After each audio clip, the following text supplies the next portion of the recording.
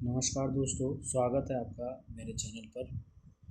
आज हम डिस्कस करने वाले हैं पॉलिटिकल का एक महत्वपूर्ण टॉपिक, जिसे आप देख पा रहे हैं, राज्य तथा संघ राज्य क्षेत्र। ये भी कह सकते हो आप एक भाग 1 1 से लेकर 4 अनुच्छेद तक, या अनुसूची 1 ये भी आप कह सकते हो, भाग 1। ठीक है, भाग 1 भी कह सकते हो आप, और अनुसूची भी कह सकते हो आप। ठीक है, अनुसूची भी आप कह सकते हो, अनुसूची 1 भी कह सकते हो। तो ये सारी चीज़ें हैं, इसके बारे में हम डिस्कस करें। जितने भी इससे रिलेटेड क्वेश्चन हैं उसको डिटेल में भी डिस्कस करने वाले हैं। ठीक है, पहला क्वेश्चन दिया हुआ है, संविधान के प्रथम अनुच्छेद में के अनुसार भारत है। भारत क्या है?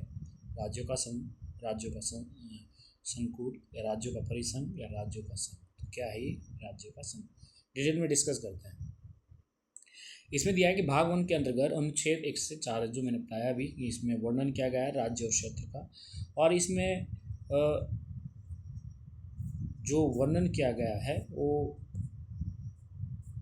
आपको इस चीज़ के बारे में अच्छी तरह से पता होना चाहिए कि क्या क्या चीज़ें हैं। तो भारत के राज्य के क्षेत्रों के बारे में और राज्यों के राज्य क्षेत्र, संघ राज्य क्षेत्र के बारे में ये डिस्कस किया गया है इसमें, कि जो भी चीज़ें हैं। ठीक है, अगला क्वेश्चन है, भारत की देशी रियासतों के विलय में किन 2 व्यक्तियों की महत्वपूर्ण भूमिका निभाई थी? कौन सी वो 2 महत्वपूर्ण व्यक्ति थे? 2 व्यक्ति बताने आपने, कौन थे वो? तो इसमें आप देख पा रहे हैं ये, तो क्या क्या इन्होंने इसमें पहला क्वेश्चन दिया है कि स्वतंत्रता के पश्चात लगभग 562 रियासत थी, और जिसमें से 569 रियासत को भारत में विलय हुआ। इनमें से 3 रियासत थी हैदराबाद, इसको ऑपरेशन पोलो के द्वारा उस हैदराबाद को भारत में मिला दिया गया। जूनागढ़ जन्म संग्रह के द्वारा किया गया। जम्मू कश्मीर को विलय पत्र के द्वारा किया गया, जिसमें लौह पुरुष वल्लभ भाई पटेल, जिनको भारत का बिस्मार्क भी कहा जाता है, और दूसरे थे वीपी मेनन। इनका काफ़ी कंफ्यूजन रहा है उस चीज़ के मतलब। अगला क्वेश्चन दिया है, भारत में संघ राज्यों का प्रशासन किसके द्वारा किया गया है? भारत में किसके द्वारा किया गया है? तो इसका आंसर क्या आ जाएगा? राष्ट्रपति। ये प्रशासन इसके द्वारा किया जाता है। इसमें दिया भी गया है कि अनुच्छेद 239 में के अनुसार संसद विधि द्वारा व्यवस्था कर सकती हैं। इसमें संघ राज्यों और राष्ट्रपति के द्वारा नियुक्त किए जाते हैं, और यही डिसाइड करता है प्रशासक भी। ठीक है, ये आर्टिकल आपने याद रखना है, ये वाला आर्टिकल। अगला क्वेश्चन है, वर्ष 1948 में सरकार द्वारा भाषाओं के आधार पर, यानी भाषा के आधार पर राज्यों के पुनर्गठन के विषय में परीक्षण हेतु नियुक्त प्रथम भाषीय प्रांत आयोग के अध्यक्ष कौन थे? तो इसके आपने याद रखना है, ये पहला पूछा है तो इसका ये आंसर होगा, याद रखना है। इसमें दिया गया है कि स्वतंत्रता के पश्चात 1947 में विदेशी रियासतों को अस्थायी व्यवस्था के आधार पर किया गया, तथा देश के विभिन्न भागों में, विशेष रूप से दक्षिण भारत में मांग उठाने की राज्यों को पुनर्गठन के आधार पर हो। जून 1948 में S.K. धर की अध्यक्षता में भाषाई प्रांत आयोग का गठन किया गया, और आयोग ने सिफारिश की कि राज्यों का पुनर्भाषा के स्थान पर प्रशासनिक सुविधा के अनुसार किया जाना चाहिए। इसमें अत्यधिक अस्तित्व फैल गया। परिणामस्वरूप दिसंबर 1948 में एक अन्य भाषाई प्रांत समिति का गठन किया गया। इसके सदस्य जो थे जवाहरलाल नेहरू, ठीक है, जवाहरलाल नेहरू इसमें आएंगे, वल्लभ भाई पटेल आएंगे, पटाभी सीतारमैया, और में JP समिति, इसमें इस चीज़ के बारे में। अगला क्वेश्चन दिया है कि राज्य पुनर्गठन आयोग ने 1 नवंबर 1948 को कितने राज्यों का गठन किया? तो इसमें आपको ये बहुत इंपॉर्टेंट है, 14 राज्यों का। ये इसके बारे में डिटेल में डिस्कस करते हैं। ठीक है, तो स्वतंत्रता के पश्चात नए राज्यों के गठन के लिए 1953 में फजल अली की अध्यक्षता में एक राज्य पुनर्गठन आयोग का गठन हुआ। इस आयोग के 2 अन्य सदस्य थे, KM पाणिकर, HN कुंजरू। ठीक है, आयोग ने अपनी रिपोर्ट 1955 में प्रस्तुत की। राज्य पुनर्गठन के लिए 4 अध्याय थे, भाषा के आधार पर या सांस्कृतिक आधार पर, देश की एकता, वित्तीय तथा प्रशासनिक एकरूपता, कल्याणकारी योजना का क्रियान्वयन के द्वारा। ठीक है, इसमें ये चीज़ें बात की गई। आगे इसमें कहा गया कि आयोग की अनुशंसा के आधार पर 7वां जो संवैधानिक संशोधन अधिनियम था 1956 का, राज्य पुनर्गठन की योजना को क्रियान्वित किया गया। परिणामस्वरूप 1 नवंबर 1956 को 14 राज्य, ये डेट याद रखना, 14 राज्यों 6 केंद्र जो UT प्रदेशों को गठन किया गया। अगला क्वेश्चन है, ध्यान सुनना, नए राज्य को गठन की शक्ति किसके पास है? तो संसद के पास है, राष्ट्रपति के पास नहीं। ये वर्णन आर्टिकल 3 में वर्णन किया गया है कि इसके नए अगर राज्य बनाए या सीमा बनानी है, कुछ भी करना है आपने, तो ये संसद डिसाइड करेगी। अगला क्वेश्चन है, किस संविधान संशोधन द्वारा दिल्ली को राष्ट्रीय राजधानी क्षेत्र का दर्जा प्रदान किया? कौन सा संशोधन है ये? तो वो है 69। ध्यान सुनना आपने, कौन सा है? 69। डिस्कस करते हैं डिटेल में। 69 संविधान संशोधन अधिनियम 1991 के तहत संविधान में अनुच्छेद 239 और अनुच्छेद 239 ख को जोड़ा गया। ठीक है, ये याद रखना। इसके द्वारा देश की राजधानी यानी कि देश की राजधानी दिल्ली को संघ राज्य की श्रेणी में कायम रखते हुए इसके लिए एक विधानसभा और मंत्रिपरिषद का उपबंध किया गया। संघ राज्य क्षेत्र दिल्ली को अब राष्ट्रीय राजधानी क्षेत्र दिल्ली के नाम से जाना जाता है। ठीक है, याद रखना है। तो ये आपको ये आर्टिकल आपने याद रखना है।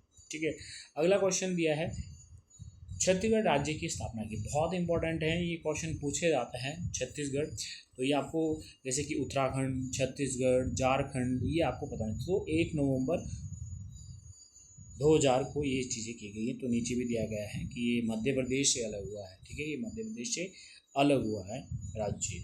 अगला क्वेश्चन है जी, भारत में किन देश, ये तो नॉर्मल वर्तमान में पूछा है, तो ये आपको पता होगा कौन कौन से इसमें दिया गया है। चंडीगढ़, दिल्ली, दमनदीप, अब ये भी इसी के अंडर हैं वर्तमान में। तो लक्षद्वीप, अंडमान निकोबार, पुडुचेरी और जम्मू कश्मीर। ठीक है, और लद्दाख अब इसमें ये भी जोड़ा गया है। और इसमें डिस्कस किया भी गया है कि दादरा नगर हवेली, दमनदीप को विलय विचार अब 8 ही केंद्र और 28 राज्य हैं। अगला क्वेश्चन है, यदि भारतीय संघ में एक नए राज्य का सृजन किया जाना है, नए राज्य बनाना है, तो संविधान की किस अनुसूची में संशोधन करना आवश्यक होगा? तो किस में अगर संशोधन करना है नए राज्यों के लिए, तो वो आपकी पहली सूची है। संविधान की प्रथम अनुसूची में राज्यों और राज्य संघों के बारे में वर्णन है, इसलिए। ठीक है, अगला क्वेश्चन है, दिया है, निम्न में से कौन सा, ठीक है, इनमें से कौन सा भारत संघ का सहयोगी राज्य था जिसे बाद में भारतीय संघ का पूर्ण दर्जा दिया गया? तो ऑब्वियसली बात, इसका आंसर क्या आएगा? बी, सिक्किम। क्यों आएगा?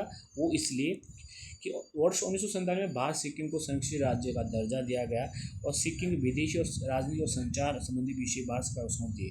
35वें संशोधन, याद रखना, 1974 में संरक्षित राज्य का दर्जा को समाप्त कर दिया गया और इसे एक एसोसिएट स्टेट बना दिया गया। और 36वें, यानी 35 और 36 आपने याद रखना है। ठीक है, 1975 में पूर्ण राज्य का दर्जा और इसको 22वां राज्य बनाया गया। ठीक है, 36वां संशोधन है और 22वां राज्य है, आपने याद रखना है। अगला है, एक नए राज्य बनाने में संवैधानिक संशोधन के लिए किस प्रकार का बहुमत चाहिए? कौन सा बहुमत चाहिए? तो साधारण बहुमत चाहिए। क्यों चाहिए? आपने ध्यान से सुनना है। संसद साधारण बहुमत से किसी नए राज्य का गठन और वर्तमान में राज्य के क्षेत्रों, सीमाओं, नामों से परिवर्तन कर सकती है साधारण बहुमत से, परंतु इसके लिए संबंधित विधेयक राष्ट्रपति की सिफारिश से ही संसद में पेश किया जाता है। ठीक है, ये अनुच्छेद 2 और अनुच्छेद 3 में अंतर्गत बनाई गई विधि और 368 संशोधन के अंतर्गत संविधान में करने वाली विधि नहीं समझी जाएगी। किंतु सर्वोच्च न्यायालय के बेरुबारी मामले में कहा गया कि यदि राज्य या उस राज्य के भूभाग को किसी विदेशी राज्य को हस्तांतरित किया जाता है तो संसद साधारण बहुमत के द्वारा ऐसा नहीं कर सकती। इसके लिए 368 के अंतर्गत संविधान में संशोधन होगा। तो ये इसमें वर्णन किया गया है। अगला क्वेश्चन है, भारतीय संघ के अंतर्गत किस राज्य को शामिल करने की शक्ति किसके पास प्राप्त है? किसके पास ये शक्ति है? तो ये संसद में पहले भी बता चुका है, आर्टिकल 2 में इसका वर्णन किया गया है। अगला देखिए, जम्मू कश्मीर राज्य के पुनर्गठन के पश्चात भारत में राज्यों की कुल संख्या कितनी होगी? 28 होगी। ठीक है, क्यों हुई? जम्मू कश्मीर राज्य के पुनर्गठन के पश्चात भारत में राज्यों की संख्या 28 होगी। जम्मू कश्मीर पुनर्गठन 2019 के माध्यम से जम्मू राज्य 2 केंद्र शासित प्रदेशों में विभाजित था। ठीक है, इसके बाद दिया गया है, भारत में निम्नलिखित राज्यों के निर्माण में सही क्रम को पहचान कीजिए। सही क्रम में सीधा लिखना आपने 1975 ये हैं। ठीक है, ये 1975 हैं, ये 1971 हैं। ठीक है, हरियाणा 1966 है। ठीक है, और आंध्र प्रदेश आपका पता ही होगा आपको कि आंध्र प्रदेश 1953 है। 56 में इसका गठन किया गया। तो 1 3 2 4 1 3 2 4 यानी बी इसका आंसर है। ठीक है, इसका क्या आंसर हो जाएगा? बी इसका आंसर हो जाएगा। ठीक है, इसे बताया गया आपको ये सारी चीज़ें। अगला है, इसको भी सही आरोही क्रम में लगाना है। तो ये नागालैंड, नागालैंड आपको दिख रहा होगा, नागालैंड 1963, मेघालय आपने देखा होगा 1972, और सिक्किम आप में से मैंने पहले भी बताया, और ये 1980 अरुणाचल प्रदेश। ठीक है, तो ये आपको इसी के आधार पर पता होना चाहिए। अगला क्वेश्चन है कि भाषाई आधार पर सर्वप्रथम किस राज्य है? तो ऑब्वियसली बात मैंने आपको पहले बताया ये। ठीक है, इसमें कुछ चीज़ें पॉइंट याद रखनी है कि भाई इसका गठन 1952 में 56 दिन की एक भूख हड़ताल की थी पोट्टी श्रीमुल्लू ने। ठीक है, इसकी मृत्यु होगी। इसकी मृत्यु के पश्चात वहाँ पर व्यापक आंदोलन हुए, जिसमें मद्रास प्रेसिडेंट ने तेलुगु भाषा को अलग करने के लिए बात की गई, जो कब की गई है 1 अक्टूबर 1953 को, ये याद में। अगला क्वेश्चन दिया है, लोकसभा में संघ राज्य क्षेत्र के लिए कितनी सीटें आरक्षित हैं? तो 20 हैं। ठीक है, और जो कैसे हैं वो आपने देखनी है। संविधान के अनुच्छेद 81 क या ख के अनुसार लोकसभा के लिए संघ राज्य क्षेत्र में अधिकतर कितनी है? 20 सदस्य निर्वाचित हो सकते हैं। वर्तमान में संघ राज्य क्षेत्र लोकसभा सीटें 19 हैं।